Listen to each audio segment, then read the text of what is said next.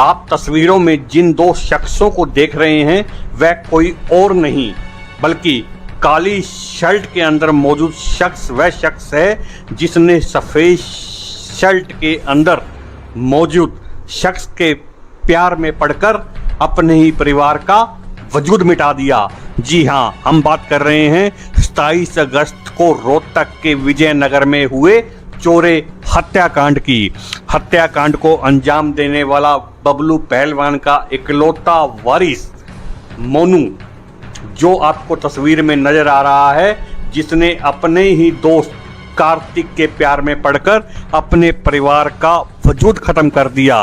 रोहतक में अपने ही परिवार के 4 लोगों की हत्या करने वाला आरोपी अभिषेक उर्फ मोनू रिमांड के दौरान रोज नई नई कहानी गढ़ रहा है। शनिवार को रिमांड के चौथे दिन मोनू ने बताया कि उसने 2 दिन में 3 बार हत्याकांड को अंजाम देने के लिए खुद अपने ही घर की रेकी की थी, लेकिन कभी घर पर मेहमान की मौजूदगी, कभी पड़ोसियों की मौजूदगी, तो कभी घर वालों के न होने के कारण उसका यह प्लान टलता रहा। लेकिन 27 अगस्त की सुबह 11 बजे उसे मौका मिला और उसने बड़े ही शातिर तरीके से चारों की हत्या कर दी।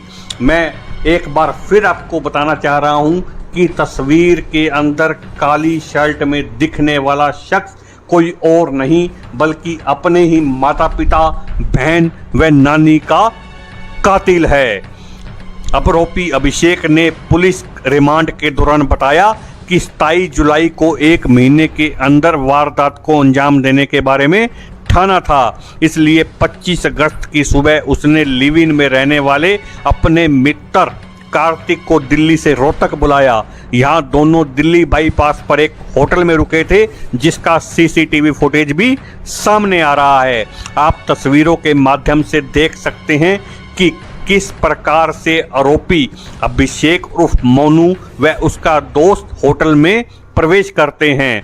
होटल में दोनों की आईडी प्रूफ भी जमा किए जाते हैं। अभिषेक घर पर बिना बताए 2 दिन और 2 रात तक घर से गायब रहता है। दिन में 1-2 बार घर का चक्कर लगाता रहता है ताकि घर वालों को यह पता रहे कि उनका शातिर बेटा शहर में ही है। लेकिन चल रहे मनमुटाव और नाराजगी के कारण घर के किसी भी सदस्य ने उससे नहीं पूछा कि आखिर वो कर क्या रहा है। आरोपी मोनू कई दिन पहले ही घर पर रखी पिस्तौल उठाकर अपने पास रख ली थी। 25 और 26 अगस्त की रात को वह अपने लिव इन में रहने वाले दोस्त के साथ होटल में ही रुका था। 25 अगस्त दोपहर को घर के बाहर छिपकर रेकी भी की थी। मैं आपको एक बार मामला बता देता हूँ। 27 अगस्त की सुबह 11 बजे रोहतक के विजयनगर में रहने वाले बबलू पहलवान, बबलू की धर्मपत्नी बबली, बबलू की सास व बबलू की बेटी तमन्ना की गोली मारकर हत्या कर दी थी।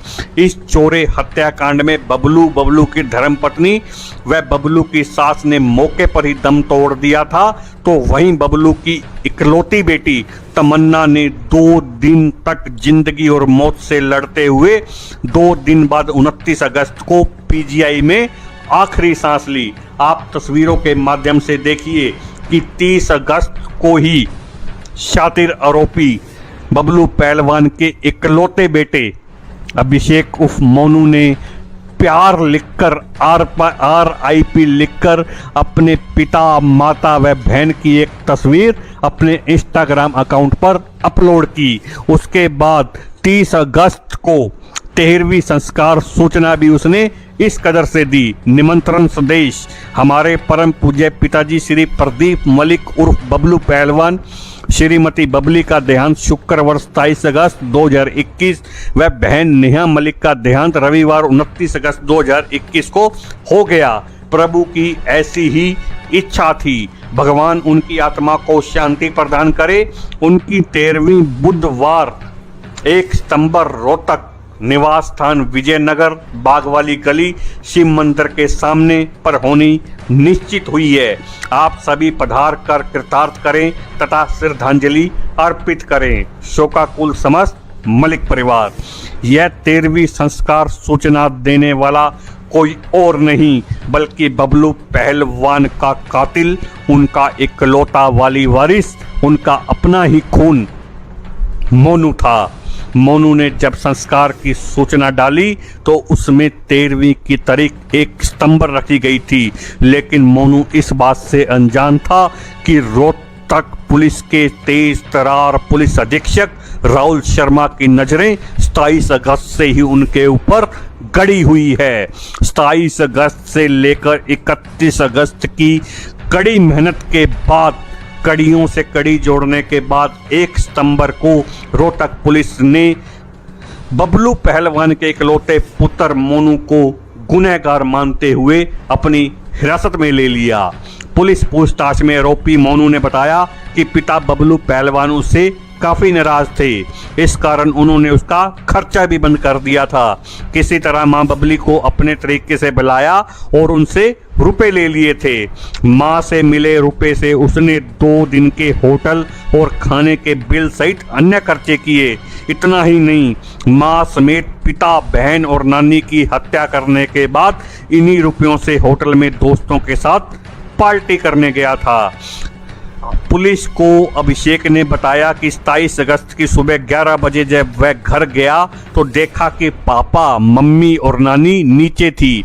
मम्मी रसोई में खाना बनाने की तैयारी कर रही थी, पापा कमरे में लेटे थे, नानी घर के आंगन में थी, जबकि उसकी बहन तमन्ना ऊपर के कमरे में थी। वह दबे पांव बड़ी आसानी से अपने घर में प्रवेश करता है और घर के अंदर लगी LED में गानों वाला चैनल लगाकर तेज आवाज कर हथियार लेकर पहले ऊपर वाले कमरे में जाता है, जहां कमरे में सो रही बहन तमन्ना के सिर में गोली मार देता है। गोली बिल्कुल स्टाकर मारी गई, फिर भी नानी रोशनी को कुछ भनक लग गई। वह ऊपर यह कहते हुए आई कि बेटी नेहा, किस चीज की आवाज आई थी। नानी की आवाज सुनकर आरोपी दरवाजे के पीछे छिप गया। जैसे ही नानी कमरे के भीतर घुसी तो उसे भी सिर में गोली मार दी। तभी मम्मी खाने के बारे में आरोपी की बहन तमन्ना से पूछने आई थी। सीढ़ियों में मम्मी के चढ़ने की आवाज सुनकर मोनू फिर से दरवाजे के पीछे छिप गया और कमरे में आते ही पीछे से सिर में गोली मार दी। तीनों को कमरे में बंद कर लॉक लगाकर चाबियां जेब में डाल नीचे आया। नीचे जाने के बाद पापा के कमरे में गया, वहां देखा तो उसके पापा फोन चला रहे थे। उन्हें एकदम आरोपी पर शक ना हो इसलिए हथियार को पहले तकिए के नीचे रखा। मोनू के अनुसार जैसे ही पापा का ध्यान उससे हटा, उसने हथियार निकाला और नजदीक से पापा के माथे पे गोली मार दी। दोनों गोलियां भी बबलू को मार दी। इसके बाद उसने दरवाजा बंद किया और लॉक लगाकर उस कमरे की भी चाबी जेब में डाली और एक्टिवा पर दिल्ली बाईपास के एक होटल में रुके और अपने दोस्त के पास आ गया। पुलिस कस्टडी में अभिषेक ने बताया कि होटल से अपने लिव इन दोस्त और अन्य 2 दोस्तों के साथ खरावड़ के एक होटल में खाना खाने गया। वहां उसके दोस्तों ने खाने के लिए नॉनवेज और अन्य सामान ऑर्डर किया। जो ऑर्डर किया था वह सिर्फ उसके दोस्तों ने खाया। उसकी आंखों के आगे वो सीन चल रहे थे। यहाँ वह कुछ देर सोचता रहा कि आखिर कैसे लोगों को पता चले, क्या करूं। होटल से सीधे चाचा के घर गया और फिर ड्रामा किया। पुलिस रिमांड के चौथे दिन शनिवार को आरोपी अभिषेक ने बताया कि होटल से वह सीधे चाचा के घर पहुंचा और बताया कि घर पर कोई दरवाजा नहीं खोल रहा है। चाचा के बाद पड़ोस की एक दादी के पास पहुंचा, उससे पूछा कि माँ आई थी क्या। उसे बताया कि घर पर कोई दरवाजा नहीं खोल रहा है। जब आसपास के लोग आ गए तो सबके सामने ही घर के सदस्यों को एक एक करके फोन किया। जब फोन नहीं उठे तो चाचा को कहा कि वह उनके घर की छत पर सीढ़ी लगाकर अपने घर की छत पर जाएगा। छत पर चढ़ा तो वहां करीब 2 मिनट के लिए खड़ा रहा। उसके बाद शोर मचा दिया कि दरवाजे से बाहर तो खून बह रहा है। उसके बाद सभी लोग छत पर आ गए और पुलिस को बुला लिया। पुलिस के आने के बाद वह बहुत ज़्यादा रोने लगा तो उसे वहां से दूसरे घर ले जाया गया था। आप काली शर्ट में एक बार फिर देख लीजिए, यह मासूम चेहरा कोई और नहीं बल्कि 4 लोगों की हत्या का कातिल चेहरा है। इसके साथ सफेद शर्ट में दिख रहा शख्स कोई और नहीं बल्कि अभिषेक के लिव इन में रहने वाले दोस्त कार्तिक है। इन दोनों की दोस्ती 4 वर्ष पहले दिल्ली के कैबिन क्रू सर्विस के कोर्स के दौरान हुई थी।